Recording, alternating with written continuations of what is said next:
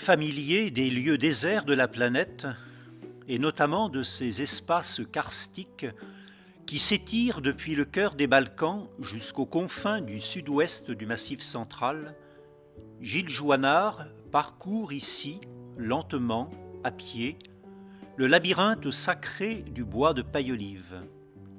Authentique brocéliande, cachée dans un repli du Gras de Chassagne, causse du sud de l'Ardèche, autrefois comparée par Michelet, Onésime et Olysée Reclus à la Palestine. Ce conservatoire de la géopoésie universelle, royaume absolu de la sécheresse, réservait d'autres surprises, comme celle d'être l'inattendue mémoire d'une mère disparue. Si bien qu'on ne sait plus si ces esprits tutélaires sont des faunes ou des tritons, des elfes ou des naïades, des fées morganes ou des sirènes océaniques.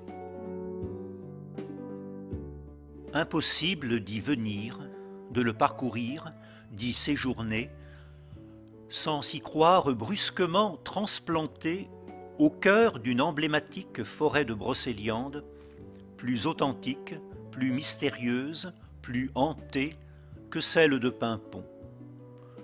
On s'y trouve instantanément plongé dans un espace libéré de l'emprise de la pesanteur, au sein d'une capiteuse magie élémentaire, dans un ailleurs exempté des lois et usages établis par la vieille humanité.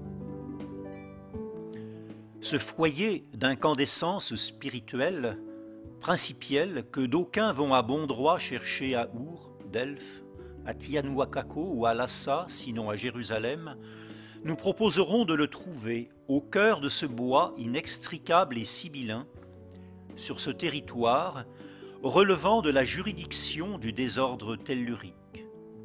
No man's land absolu, espace mal cartographié, peu assignable à description fiable, labyrinthique, variable à l'infini dans ses proportions mêmes, dans sa densité, son envergure, sa texture.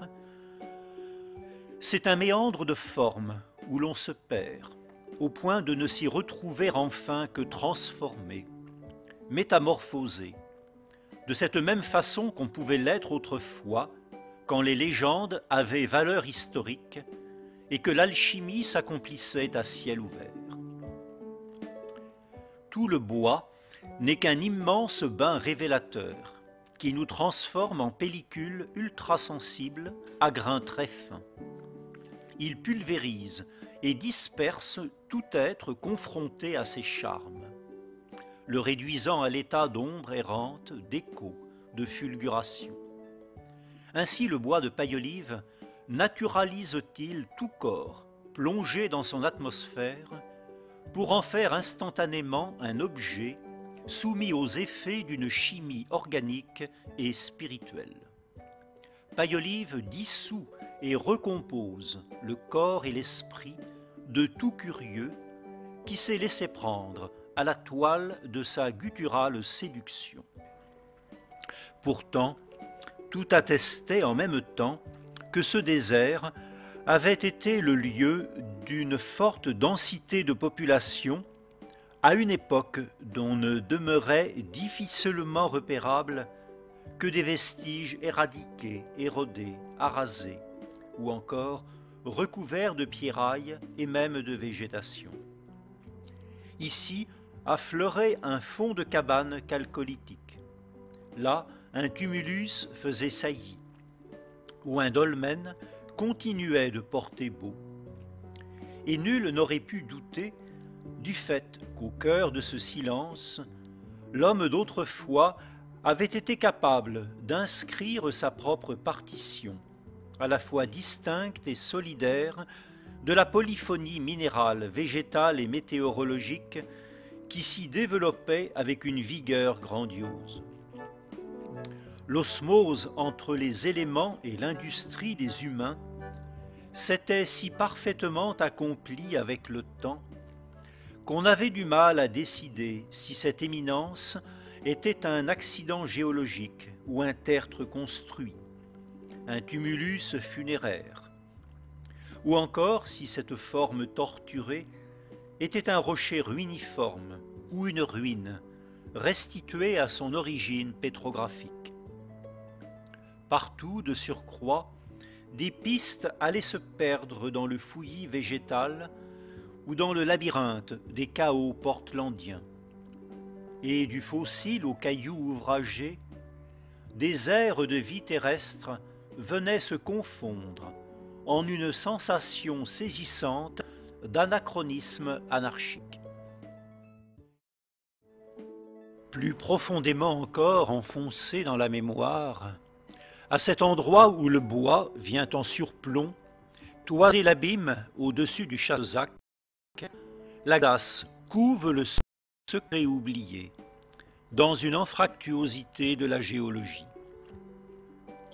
Qui se rappelle qu'ici, voilà 2 ou 3 fois 10 000 ans, des humains circonspects, prudents et téméraires, subtils et bruts de décoffrage, vinrent se lever et se réchauffer contre les vicissitudes du climat et plus globalement de la vie. On n'accède pas par hasard à la Glésasse.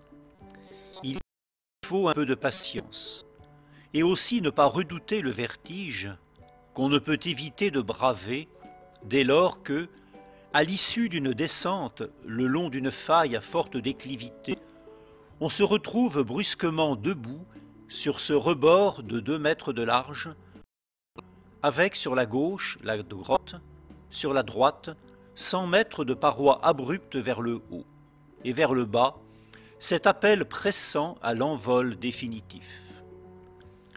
Mais quelle récompense!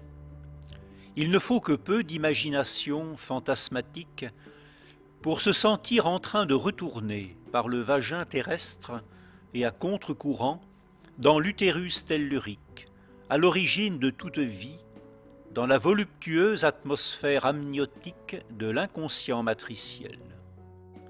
On croit y entendre des musiques rudes et pourtant délicates, montées du sol, ruisselant le long des parois, et peut-être même suintant au revers de nos muscles, de nos nerfs et de nos muqueuses.